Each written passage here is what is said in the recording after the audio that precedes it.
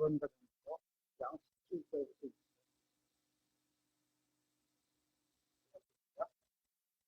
그러나 형제들아 우리가 얼굴로는 잠시 너희를 떠났지만 마음으로는 떠나지 아니하였으므로 크게 설명하며 너희 얼굴을 보려고 더욱 넘치도록 힘썼노라.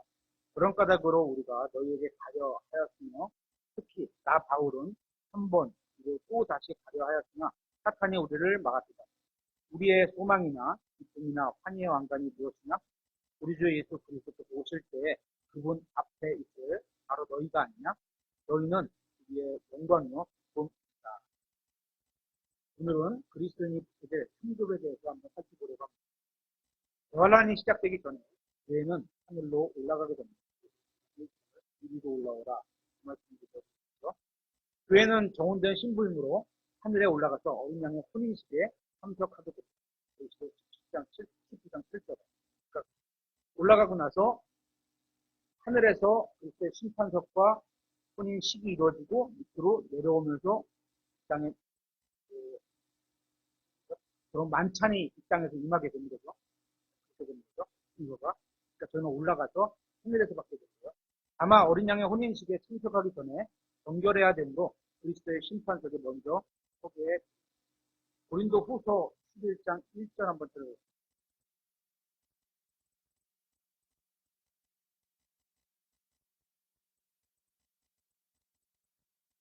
고린도 후서 11장 1절. 원하건대 너희는 나의 어리석은 것을 조금 용납하라. 참으로 나를 용납하라. 내가 하나님께 속한 질투로 너희에 대해 질투하노니 이는 내가 너희를 순결한 한 처녀로 그리스도께 드리기 위해 너희를 한 남편과 결혼시켰기 때문이다. 교회 전체를 한 처녀, 각각의 처녀들이 아니고 한 처녀예요. 에베소서 5장 28절부터도 이렇게 되어 있습니다. 이와 같이 남자들도 자기 아내를 자기 몸같이 사랑해야만 하나니 5월은 가정의 달이라고 하잖아요. 그렇죠? 부부가 이렇게 사랑해야죠.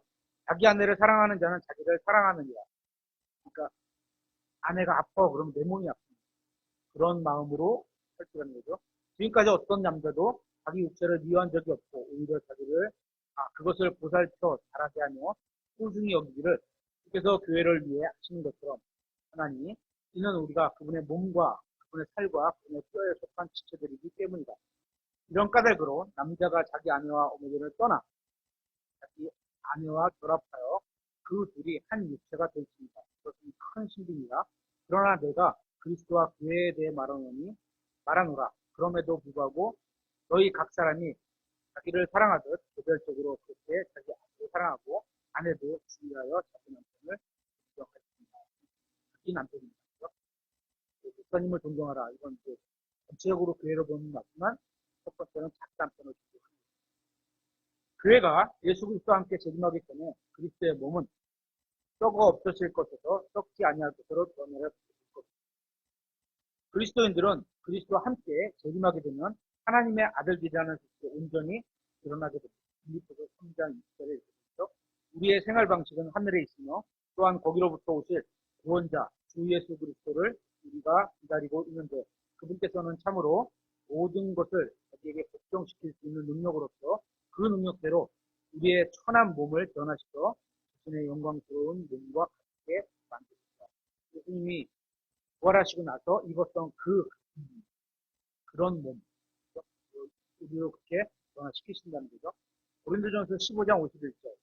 보라, 내가 너희에게 한 신비를 보이느니 우리가 다 잠자지 아니하고 마지막 나팔 소리가 날 때 눈 깜짝할 사이에 순간에 다 변화되리라. 우리는 느끼지 못한다는 거예요. 그렇죠? 순간이니까. 나팔 소리가 나면 죽은 자들이 썩지 아니할 것으로 일으켜지며 우리가 변화되리니 이는 이 썩을 것이 반드시 썩지 않음은 있고 먼저 변화되고서 올라가는 거죠. 그렇죠? 있고 이 죽을 것이 반드시 죽지 아니함을 입을 것이기 때문입니다. 그리하여 이 썩을 것이 썩지 아니함을 입고 이 죽을 것이 죽지 아니함을 입을 때에는 사망이 승리 가운데서 삼켜졌다 하고 기록된 말씀이 성취되리라. 오 사망아 너희 쏘는 것이 어디 있느냐? 오 무덤아 너희 승리가 어디 있느냐? 사망에 쏘는 것은 죄요 죄의 힘은 율법입니다. 그 말은 율법은 좋은 건데 죄를 알게 하는 그런 기능이 있을 뿐이지 생명은 없는 거예요. 그죠? 그러나 우리 주 예수 그리스도를 통해 우리에게 승리를 주시는 하나님께 감사를 드립니다. 요한일서 3장 1절에도 보라 아버지께서 어떠한 사랑을 우리에게 베푸사. 어떤 사랑을 베푸셨어요? 사랑하는 아들을 또 우리에게 주신 아들을 내어놓습니다. 아버지 입장에서는 내어놓습니다. 아들 입장에서는 당연히 아버지가 사랑하니까 나는 그 길을 갖겠다. 이런 입장이고 우리가 하나님의 아들들이라 불리게 하셨는가. 뭐? 구원받고 나서 뜯기 무지근 하면 이런 얘기를 어떤 사랑을 받아 다시 한번 생각해봐. 그러므로 세상이 우리를 알지 못하면 세상이 그분을 알지 못하였기 때문이다. 요거는 조금 전에 우리 신딸한테 보냈던 민수하고도 사랑하는 자들아 이제 우리는 하나님의 아들들이니라. 우리가 앞으로 어떻게 될지는 아직 다 나타나지 아니하였으나 그분께서 나타나시면 우리가 그분과 같게 될 줄을 아노니 이는 우리가 그분을 그분께서 주신 그대로 볼 것이기 때문이다. 본다는 건 직접 영안이 열려서 직접 보게 된다는 거예요. 그리스도의 심판석에서 주님께서는 그리스도인들에게 그들이 거듭나고 나서 자신의 몸으로 행한 일에 대한 상급을 거듭나고 나서요. 거듭나기 전에는 이런 게 아무것도 없습니다. 일에 대한 판단은 자기 몸 밖에서 이루어진 것이 아닙니다. 우리는 보통 뭘 하면 헌금을 얼마 했냐? 그럼 뭐야? 바깥에서 일어난 일이잖아요. 그죠? 근데 실제 성경을 보면 몸 안에서 일어난 일이에요. 그리스도께서 심판하시는 기준은 우리 각자가 행한 것에 따라 자기 몸 안에 이루어진 것들을 확인해 보겠습니다. 고린도후서 5장 9절. 고린도후서 5장 9절.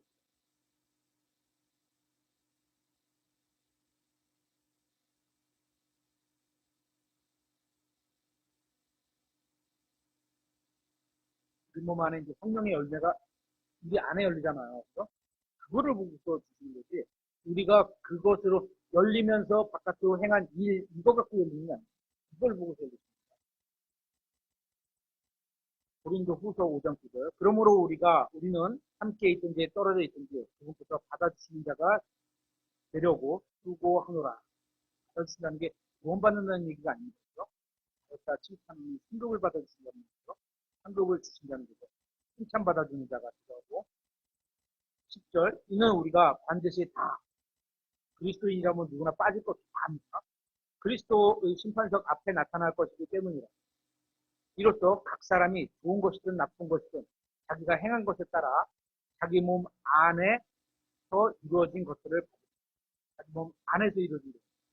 바깥에다가 많이 쌓은 일을 받는 자. 몸 안에 이루어진 것. 믿음, 온유, 성령의 열매와 같은 안에 쌓는 것들을 받죠. 그리스도인들이 한 일은 큰 불을 통해서 그 일이 불 가운데를 지나가게 됩니다. 바람이 지나가는 게 아닙니다. 일이 지나가는 거예요. 지나가면서 그 불에서 남게 되는 것을 받게 되죠. 하나님의 영광을 위해 한 일, 신성, 금, 또 그리스도의 몸의 유익을 위해서 한 일, 은, 그다음에 이런 것은 모두 불을 통과해서 남을 것입니다. 그러나 자기 자신의 유익을 위해서 한 일, 죽은 나무, 육신, 생명이 없는 것, 헛된 일들은 모두 불타버리고 상급을 받지 못하게 됩니다. 고린도전서 3장 10절에는 이렇게 있습니다. 내게 주시는 하나님의 은혜에 따라 내가 지혜로운 주 건축자로서 기초를 놓았고 다른 사람이 그 위에 세우되 저마다 어떻게 그 위에 세울지 주의할지니라. 아무도 이미 놓인 기초 외에 다른 기초를 놓을 수 없나니 이 기초는 예수 그리스도입니다. 그런데 어떤 사람이 이 기초 위에 금이나 은이나 보석이나 혹은 불에 태워도 그대로 성질이 존재하는 거죠. 그렇죠? 모양은 흐트러지지만 성질은 그대로 있는 거죠. 나 나무나 건초나 집 이거는 다 나무는 뿌리가 아니에요. 우드예요. 잘라내가 풍명이 없는 그 중간에 있는 그런 거요. 세우면 나무나 건초나 집을 세우면 각 사람의 일이 드러나리라. 그날이 그것을 밝게 드러내리니 이는 그것이 불에 의해 드러나며 그 불이 각 사람의 일이 각 사람이 이게 아니고 각 사람의 일이 어떤 종류인지 그것을 시험할 것이기 때문입니다. 우리 시험하는 건 일의 종류를 시험하는 거예요. 그렇죠? 사람이 통과하는 거 아닙니다. 어떤 사람이 그 조 위에 세운 일이 남아있으면 그는 보상을 받을 것이고 어떤 사람의 일이 불타면 그는 보상의 손실을 당하리. 열심히는 했어. 뭔가를 하라고 열심히 한 거야. 나무 집 그룹가 안 한 게 아니야. 육신의 일, 율법의 일, 종교적인 일 한 거예요. 남들이 봤을 땐 비슷할 수도 있고. 저희가 실제로도 그렇게 할 수도 있고. 근데 올라가서 그게 딱 지나가면 아이고 저건 내가 헛된 일을 했는데 아이고 저건 내가 믿음으로 한 게 아니고 내 의지로 했던 그런 것들은 다 붙어버린 겁니다. 그러나 그 자신은 구원을 받되 구원은 받습니다. 그리스도의 심판석에 있는 사람들은 무조건 다 구원받는 사람이죠. 받되 불에 의해 받는 것 같이 화끈화끈한데 이때 우리가 행한 일들은 다 드러나게 될 것입니다. 우리가 행한 일들 중 상급을 받지 못한 모든 의로운 일들, 상급을 받는 의로운 일들이 어디 있죠? 이 땅에서 우리가 우쭐대면서 아 그래 맞아 나 상급을 나 이만큼 내가 했지 하나님이 이만큼 했지 다른 사람들이 나 봐줘야지 이런 일들은 다 상급을 여기 받은 거예요. 그렇죠? 하지만 그 나머지 거 진짜 의로운 일을 했는데 주님께 의로운 일의 그 원인과 결과를 돌리고 그래서 나는 여기서 받은 것 없으면 하늘에서 승급받는 거예요. 처벌받지 않은 모든 악한 행위들이 다 드러나게 됩니다.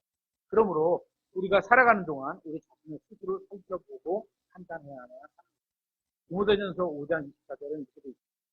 어떤 사람들의 죄들은 일이 드러나 먼저 심판으로 가고 죄들은 심판받고 또 어떤 의로운 행위들은 보상도 받고 이 땅에서 그럴 수도 있어요.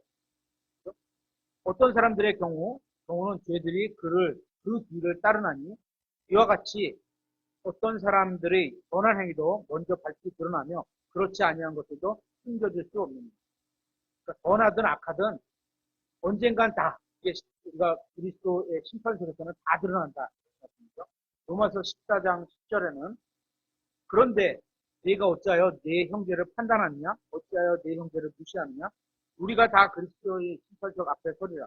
기록된 바 내가 살아있음을 두고 맹세하노니 모든 무릎이 내게 굴복하겠고 모든 혀가 하나님께 자백하려 주가 말하노라 하였느니라. 그런즉 이처럼 우리 각 사람이 자신에 관하여 하나님께 회개보고 하리라. 각 사람이 하는 겁니다. 이렇게 교회가 무리고 가정이 무리고 이런 거 아니에요. 다 각 사람이에요. 어떻게 하는지는 모르지만 어쨌거나 각자가 받는 겁니다. 그러므로 우리가 더 이상 서로를 판단하지 말고 도리어 이것 즉 아무것도 자기 형제의 길에 걸림돌이나 넘어질 기회를 주지 않을 것을 판단하지 않습니다. 다른 사람이 하고 못하는 걸 너무 그냥 이게 맞냐 틀리냐 이런 거를 하기보다는 사랑으로 알려줄 수 있죠. 오래 참고 기다리면서 아 이제 그 사람이 알려줄 때가 됐다 사랑으로 알려줄 수 있어요. 그죠? 근데 그걸 딱 잡고 이거 봐 여기 중에 이거 틀렸잖아 이런 것만 하지 말는 거죠. 그러면서 내가 그걸 알려줘도 그 사람은 그것 때문에 걸러 넘어가요. 걸려 넘어져요. 예수님께서 왜 걸림돌이에요? 그죠? 걸려 넘어지는 돌이라고 했어요. 마음으로 받아들이지 않으면 그 말씀 때문에 걸려 넘어질 수 있어요. 그런 것을 하지 않도록 판단하는 거죠. 그리스도의 심판석에서는 신실한 그리스도인들에게 그가 행한 일이 남게 되는 정도에 따라서 5개의 왕관이 주어질 겁니다. 우리는 모두 이 5종류의 왕관을 받도록 믿음으로 살아야 합니다. 첫 번째 살펴볼 것은 왕관, 영광의 왕관입니다. 이 왕관은 양떼를 잘 치는 목자에게 약속된 왕관입니다. 베드로전서 5장 1절 한번 들어보겠습니다. 베드로전서 5장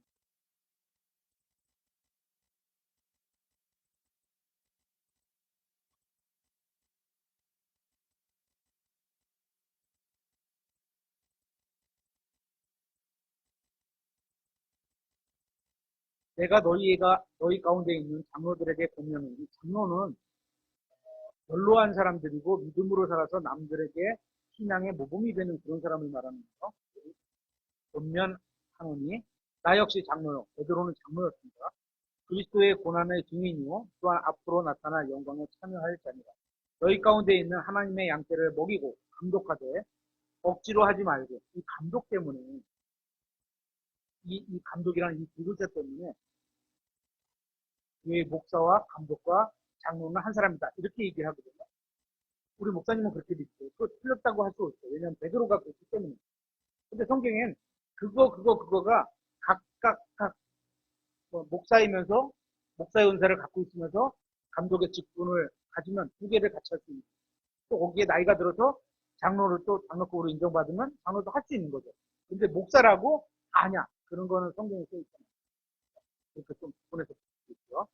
너희 가운데 있는 하나님의 양떼를 먹이고 감독하되 억지로 하지 말고 자진해서 하며 더러운 이익을 위해서 하지 말고 준비된 마음으로 하며 하나님의 상속 백성 위에 주인처럼 군림하지 말고 오히려 양떼에게 본이 되라.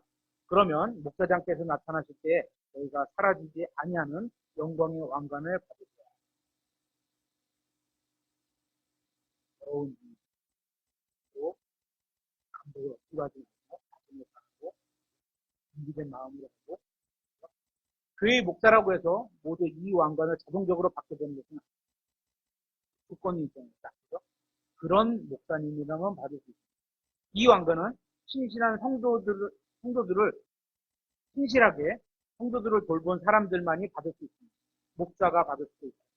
목사가 아니라도 자신에게 맡겨진 성도들이 있는 주일학교 교사도 받을 수 있습니다. 또 지역별, 번역별, 지역장도 받을 수 있습니다. 또 나이별, 모임장도 받을 수 있습니다. 또 집에서 자녀들을 신실하게 돌보는 부모도 받을 수 있습니다. 성경이 아니라는 말이 없습니다. 이런 사람이 받을 수 있다니까 이런 역할을 하면 영광의 왕관을 받을 수 있을 겁니다. 여러분은 받을 수 있을까요? 두 번째, 생명의 왕관입니다. 생명의 왕관은 순교자들의 왕관이라고 부르기도 합니다. 하지만 반드시 순교해야만 이 왕관을 받게 되는 것은 아닙니다. 순교에까지 이르게 될 수도 있고 아니면 그런 마음으로 순교 직전까지 갈 수도 있고 이런 거죠. 죽기까지 신실하거나 시험을 견디어낸다면 생명의 왕관을 받을 것입니다. 계시록 2장 10절 한번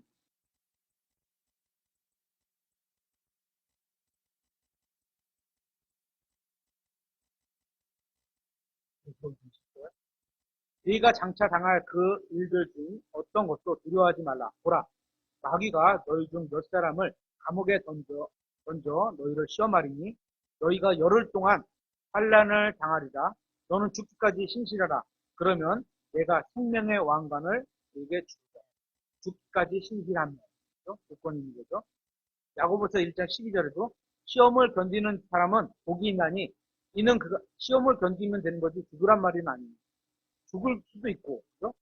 죽음이 꼭 담보된다는 얘기는 아닙니다. 그죠? 죽을 수도 있고 죽음을 각오해서 죽을 수도 있고 죽음이 각오해서 죽기 전까지 견디는 사람 복이 있나니 이는 그가 단련을 받은 뒤에 주께서 자신을 사랑하는 자들에게 약속하신 생명의 왕관을 받을 것이기 때문이다. 세 번째, 썩지 아니할 왕관. 썩지 아니할 왕관은 육신의 정욕을 이겨내고 몸을 성령님께 복종시킨 사람들이 받게 되어 있습니다. 육신의 정욕, 예쁜 걸 따라간다든지 맛있는 걸 따라간다든지 이러면 안 됩니다. 그게 나쁜 건 아니에요. 예쁜 게 나쁜 거 아닙니다. 그죠? 맛있는 게 나쁜 거 아니에요. 드세요. 드실 수 있어요. 하지만 그거를 추구하면 살면 안 된다는 거죠. 고린도전서 9장 25절부터 이기려고 애쓰는 자마다 모든 일에 절제하나니 이제 그들은 썩을 왕관을 얻기 위해 그 일을 하지만 이기려고 애쓰는 자, 만약에 육상 선수다 그러면 달리기를 하려고 아니면 우리 박대노 피튀기 선수들이죠. 지금 한데 그 장대노 피튀기 선수 본인이죠 아직. 근데 그분도 장대노 피튀기에서 먹는 거, 운동하는 거 얼마나 참으면서 하겠어요. 자기 몸매를 유지해야 돼요. 무거우면 뛰어오를 힘이 적을 거 아니에요, 상대적으로. 그렇죠? 그러니까 모든 일에 절제한다는 게 그런 의미죠. 그 일을 하지만 우리는 썩지 아니할 왕관을 얻기 위해 그들은 올림픽에서 썩는 왕관, 다른 사람들이 받는 이 몸의 영광을 위해서 하지만 우리는 썩지 아니할 왕관을 얻기 위해 합니다. 그러므로 내가 이와 같이 달리되 목표가 불확실한 것처럼 하지 아니하고 이와 같이 싸우되 허공을 치는 자같이 하지 아니합니다. 목표가 확실하게 있어요. 왕관을 얻어요. 그죠? 그러면 막 육신이 하고 싶은 것도 여기까지만 먹어야지. 아, 이거 하는 것도 너무 과하면 안 되지. 성격 공부 이런 게 아니고 우리 육신적인 걸 말씀드립니다. 또 허공을 치는 권투 선수가 탁 쳤을 때 상대방이 맞아야지 힘이 생기죠. 터치면 힘이 쭉 빠진다잖아요. 안 해봐서 모르는데. 터치면, 허공을 치는 게 그런 거죠. 아니하면, 다만 내가 내 몸을 억제하여 복종시키는 몸입니다. 그죠? 내가 다른 사람들에게 복음을 선포한 뒤에 어떤 방법으로든 나 자신이 버림받은 자가 되지 않게 하라. 네 번째는 기쁨의 왕관입니다. 기쁨의 왕관은 다른 사람을 예수님께로 인도한 사람들이 갖는 겁니다. 간단하죠, 이건. 빌립보서 4장 1절에 그러므로 극진히 사랑하고 사모하는 나의 형제들 곧 나의 기쁨이요 왕관인 나의 극진히 사랑하는 자들아. 왕관이 누구라고? 사람이에요. 사람을 해놨는데 나의 왕관이 된 거예요. 그 사람을 머리에 쓴다는 게 아니고 그런 사람이 앞에 있으면 내가 왕관을 받게 된다는 거죠. 이와 같이 주 안에서 굳게 서라.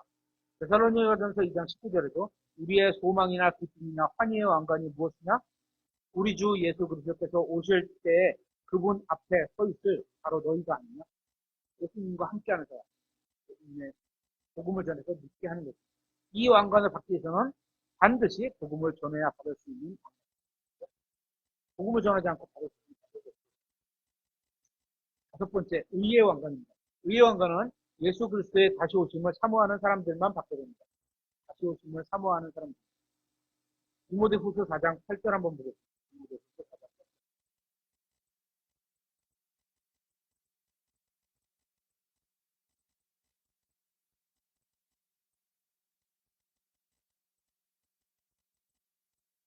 이후로는 나를 위해 의의 왕관이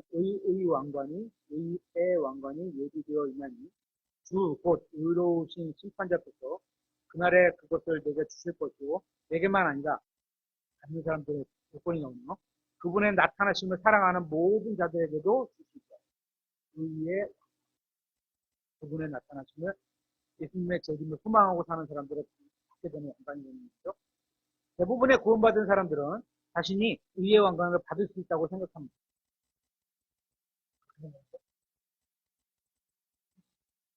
그들은 의의 왕관을 위해 자신들이 해야 할 일은 없다고 생각합니다. 왜냐? 나는 하나님께서 의롭다고 칭함을 주셔서 칭의된 자니까 당연히 의로운 왕관 받을 거다 이렇게 생각합니다. 그리스도인들은 자신들이 죽으면 하늘나라에 간다고 믿습니다. 하늘에 가면 하늘나라에 가면 우리가 인생에서 겪는 모든 문제가 해결되기 때문에 하늘나라를 사모하는 사람들입니다. 물론 이것은 잘못된 일이 아닙니다. 여기서 신이 진짜 예수님 같이 살아가면 눈치도 받고 그런 것들이 있는데 착한 일에도 아유 집만 잘났지 막 그런 일을 봤는데 그러니까 여기 살기가 얼마나 힘들어요. 물론 이것은 잘못된 일이 아닙니다. 그러나 의의 면류관은 예수 그리스도에서 나타나심을 사모하는 사람들에게 약속이 됩니다. 예수님께서 나타나시면 우리가 하늘로 올라가서 결혼식을 하잖아요. 그렇죠? 그럼 우리는 신부잖아요. 신부가 신랑을 사모해서 어떻게 살아가야 되냐 그런 말씀하고 적용됐습니다. 이런 사람들은 불의한 것을 피하고 신부가 의롭지 않은 걸 피해 더럽고 그죠? 깨끗하지 않고 의롭지 않고 이런 걸 피해야 되겠죠. 왜냐하면 신랑이 그런 분이기 때문에 의로운 분이기 때문에 그래서 의롭고 거룩하고 믿음과 사랑과 인내와 온유를 추구하는 삶을 살아가는 사람들이 많은 겁니다. 디모데전서 6장 11절에 그러나 오 하나님의 사람아 너는 이것들을 피하고 의와 앞에 불의한 것들은 피해야 돼요. 피하고 의와 하나님의 성품과 믿음과 사랑과 인내와 온유를 추구하라. 믿음의 선한 싸움을 싸우며 영원한 생명을 붙들라. 이것을 위해 너 역시 부르심을 받았고 많은 증인들 앞에서 선한 고백을 고백하였다. 이 시간들 모든 것을 살리시는 하나님의 눈 앞에서와 본디오 빌라도 앞에서 선한 고백을 증언하신 그리스도 예수님 앞에서 내가 네게 명하노니 너는 우리 주 예수 그리스도의 나타나심이 있을 때까지 점없고 책망받을 것이 없이 이 명령을 지키라. 이제 예수님이 나타나실 때까지 점없고 죄와 불법 이런 거 저지르지 말자고요. 책망받을 것이 없이 명령을 지키며 살아가라. 여러분은 만왕의 왕께서 우리의 머리에 왕관을 씌워주신다는 것을 한번 상상해 보세요. 왕관을 씌워주십니다. 잘했다. 잘했다. 실수는 너는 5골을 다 너는 10곡으로 줬어. 은설아, 잘했다. 너 100곡으로 줬어. 그렇죠. 그런 상상을 해보면서 그러려면 거기에 합당하게 살아가야 되죠. 그냥 왕관을 주는 게 아니라 했잖아요. 만일 이러한 것이 성경에 나오지 않는데 왕관만 받기를 바란다는 건 신성 모델. 왕관은 하나님의 통치권을 위임받아서 같이 통치하는 거잖아요. 조그만 마을을 하든지 도시를 하든지 예를 들어서 동장일 수도 있고 구청장일 수도 있고 시장일 수도 있고 도지사일 수도 있고 대통령일 수도 있고 이게 다 다를 수 있는데요. 이 여섯 번째 살펴볼 것은 다른 보상에 관한 구절들이 보상이라는 말이 나오는 구절들은 몇 개 살펴보도록 하겠습니다. 첫째, 예수님으로 인해 다른 사람부터 고난과 핍박을 받을 때 보상이 있습니다. 찾아보겠습니다. 마태복음 5장 12절.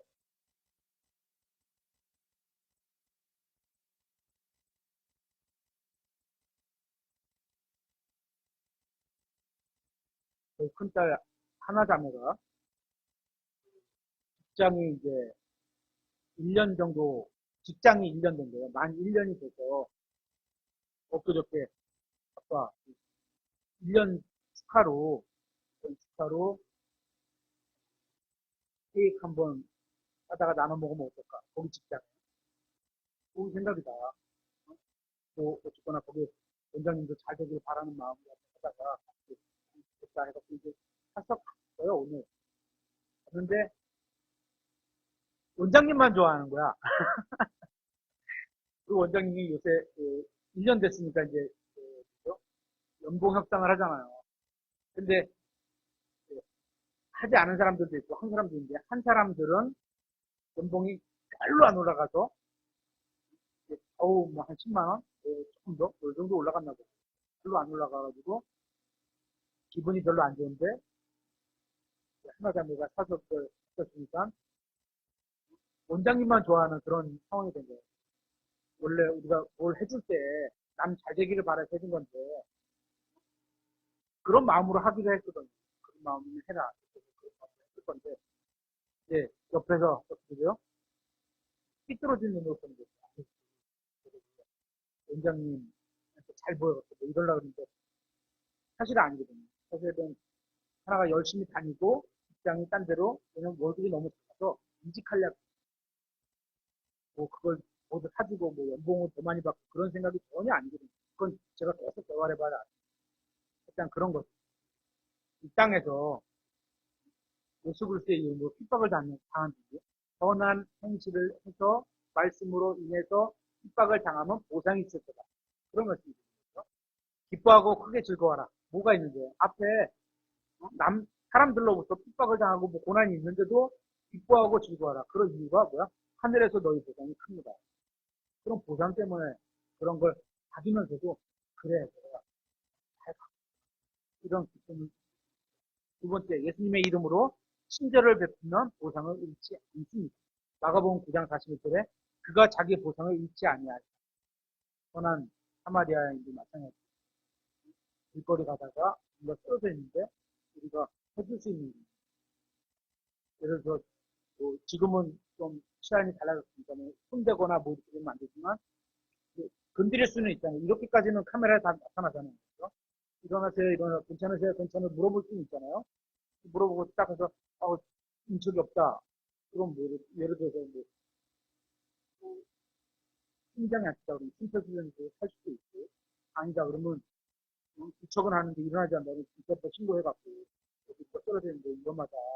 좀 데리고 가셨으면 좋겠다. 이러면 진짜 5분 내에 와요. 거기.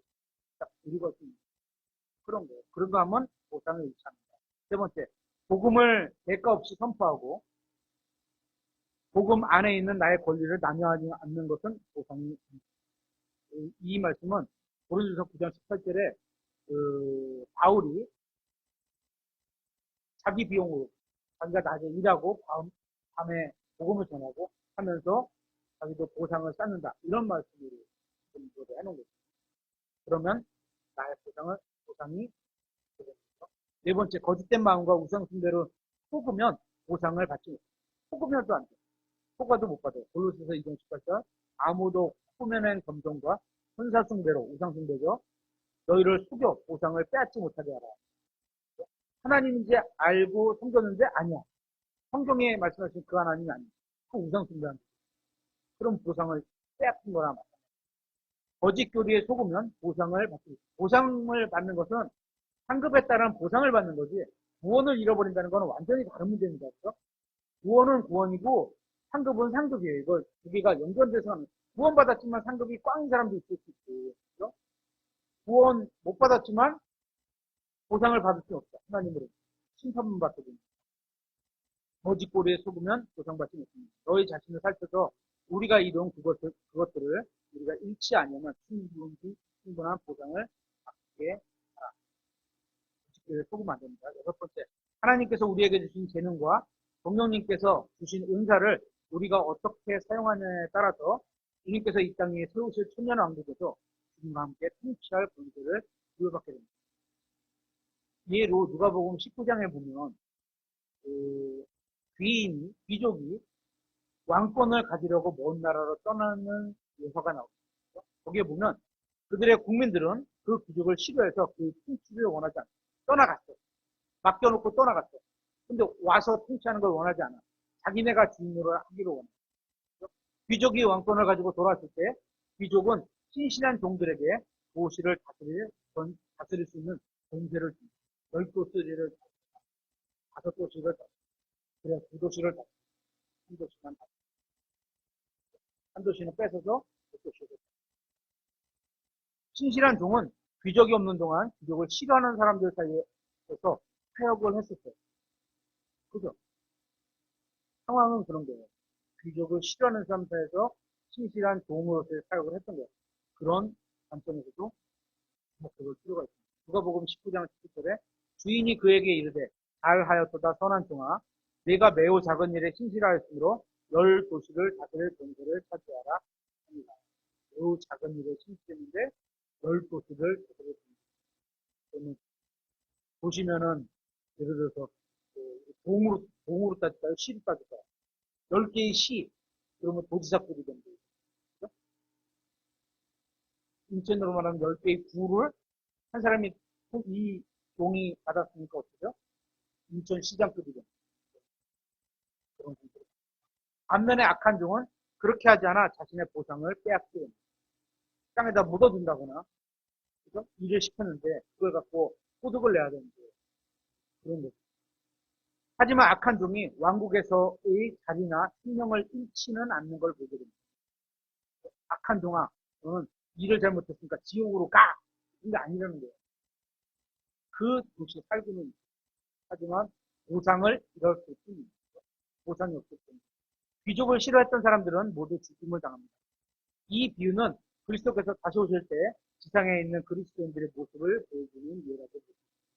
이 비유를 통해 주님께서 말씀하신 것이 정말 도시를 다스리는 건지 성경을 몇 구절 찾아보도록 하겠습니다. 계시록 2장 26절입니다.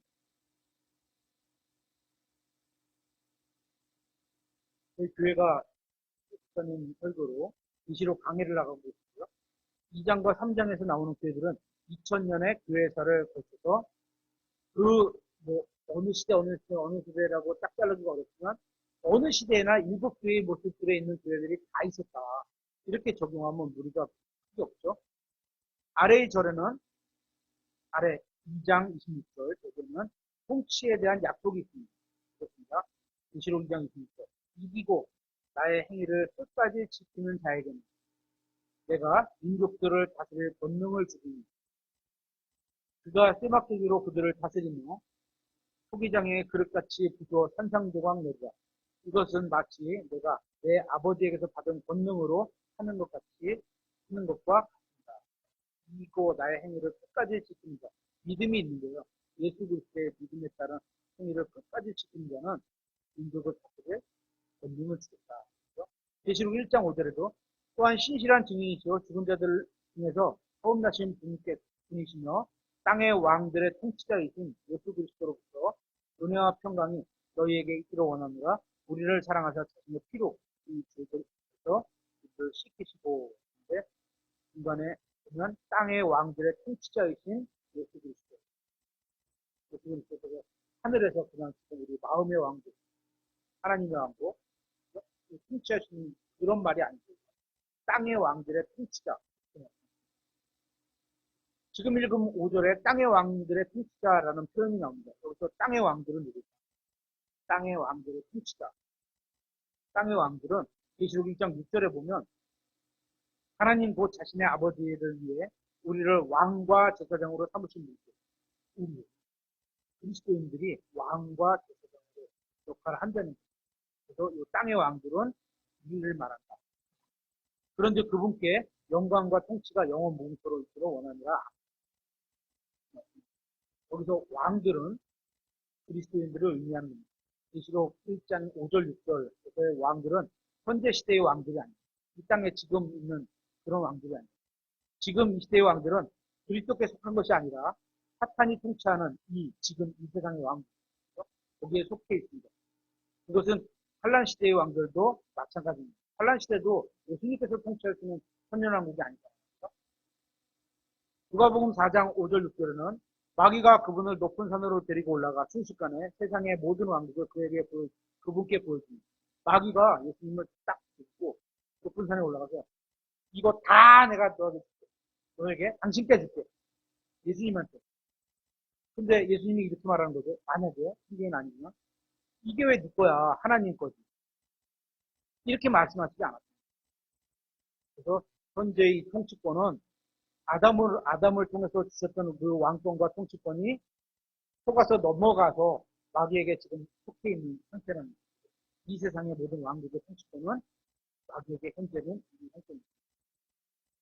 계시록 17장 12절에 네가 본 열 뿔은 열 왕인데 이제 세상의 왕국을 말하는 10명의 왕을 말하는 거죠. 그들이 아직 아무 왕국도 받지 못하였으나 그 짐승과 더불어 1시간 동안 왕으로서의 권능을 받았습니다. 잠깐 왕의 통치를 따다다닥 나를 임명을 딱 했는데 딱 1시간 동안 따다다닥 통치하면서 딱 끝나버리는 거예요. 그리스도인들은 왕과 제사적으로 본을 받습니다.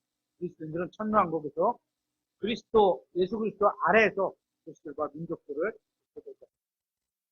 우리는 보상을 잃지 않도록 주의해야 합니다. 우리가 주님을 위해 신실하게 살지 않는다면 주님께서 다시 오실 때 우리는 우리의 보상을 잃어버릴 수 있다고 성경은 말합니다.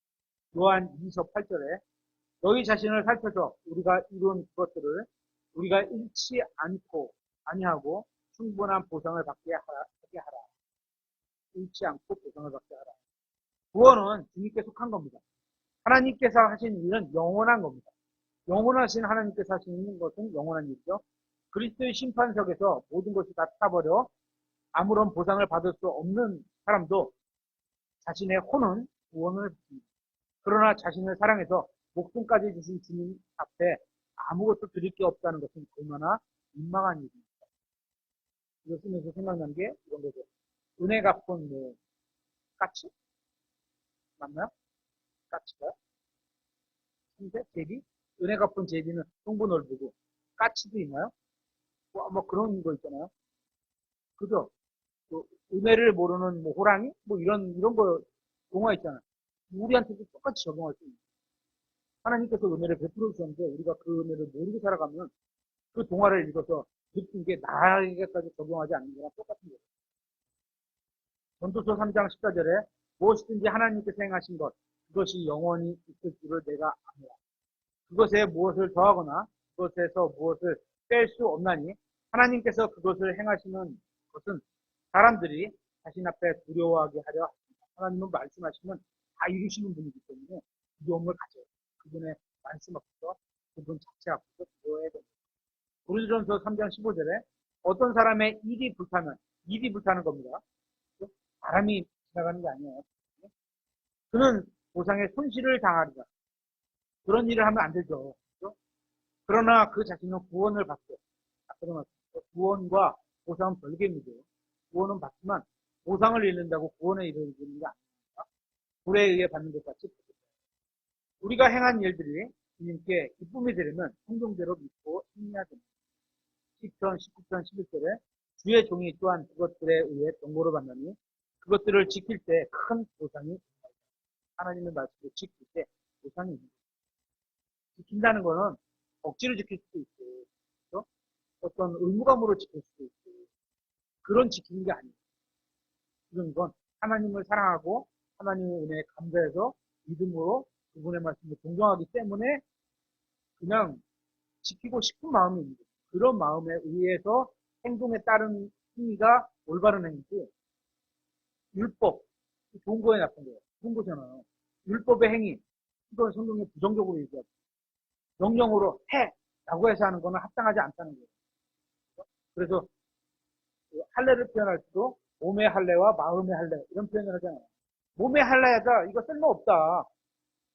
이게 순종이 아니다. 마음의 할례가 있어야지 이게 합당한 거지. 마음의 할례 없이 몸의 할례한 거는 올바른 게 아니다는 거죠. 그런 거를. 우리는 자신이 하고 있는 일을 그래서 살펴봐야 하는 겁니다. 우리가 행한 일로 인해서 우리는 주님께 보상을 받게 됩니다. 우리의 교회나 부모님이나 남편이나 아내가 한 일로 함께 보상을 받는 게 아닙니다. 아빠가 교회 목사님이라고 해서 자녀들이 같이 받는다. 전혀 없어요. 유리한 건 있겠죠. 말씀을 좀 더 바짝바짝 가까이 들을 수 있는. 그때그때 상황에 맞춰 또 들을 수 있는. 유리한 게 있을 수 있지만 유리하다고 보상받는 것도 아니에요. 마음이 올바르게 되고 그 마음으로 믿으려고 믿고 행하려고 하는 마음이 있어요. 우리 자신이 행한 일로 보상을 받고 있습니다.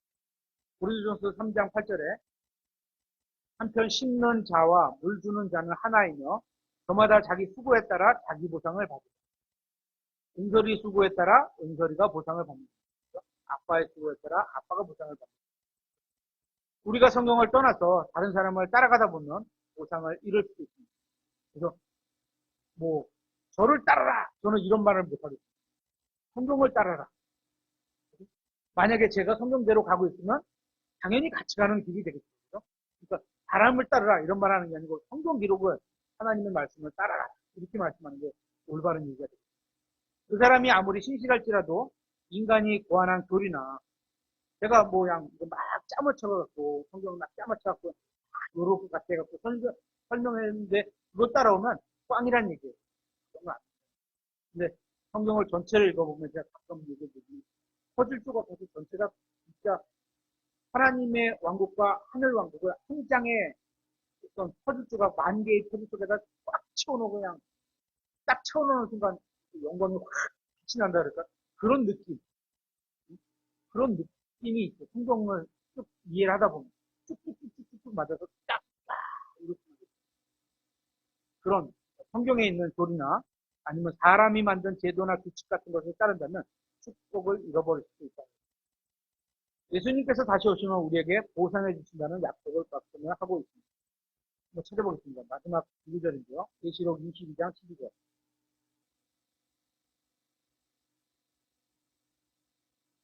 계시록 22장 12절.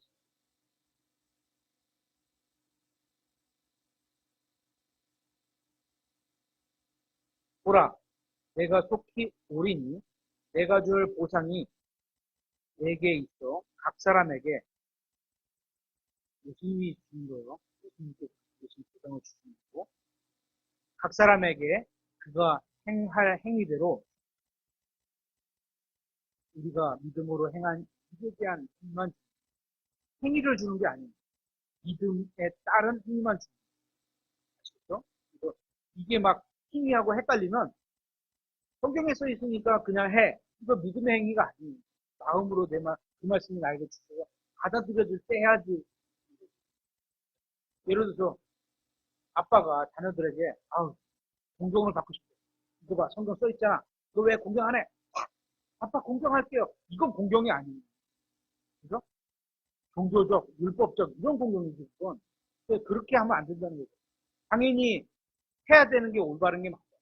하지만 그걸 어떻게든지 하나님의 말씀으로 가르치고 또 하나님의 말씀으로 설득하고 이렇게 해서 진짜 감동을 받아서 따라오게 해야 되는 게 올바른 믿음의 행위를 갖게 하는 거죠. 이거 하세요. 저거 하세요. 짜맞춰 놓고 뭐 우리 교회는 뭐 하세요. 뭐 하세요. 이런 거 별로 없잖아요. 그죠?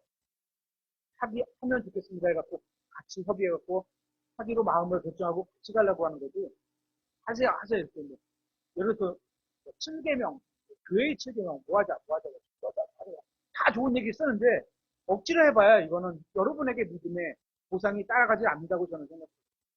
그 때문에 그렇게 가봐야 그건 힘들고 가정생활도 힘들어져요. 불로서서 성장이지 힘들. 또 너희가 무슨 일을 하든지 마음을 다해 죽게 하듯 하고. 제가 우리 자녀들한테 직장에서 일할 때 이런 말을 되게 많이 해요. 무슨 일을 하든지 하나님의 일을 하듯이. 그리고 사람이 보는 데서 한 것처럼 하지 말고 안 봐도 똑같이 행동. 이렇게 이제 마음을 다해 죽게 하듯 하고 사람들에게 하듯 하지 말라. 사람들은 보이는 데서만 반짝반짝하면 되는 거예요. 그렇죠? 너희가 상속 유업의 보상을 받을 줄을 우리가 아나니 그렇게 되면 보상이 있다는 얘기죠. 너희가 주 그리스도를 섬기는 하나님을 섬기는 분들은 하나님의 말씀을 따라서 그 말씀을 믿고 행동을 하는 거죠. 행동을 앞에다 놓으면 믿음이 없어도 할 수 있는데 그렇게 되면 합당한 믿음이 없죠. 그렇기 때문에 우리는 언제나 주님께서 보상해 주시는 합당한 삶을 살아야 합니다.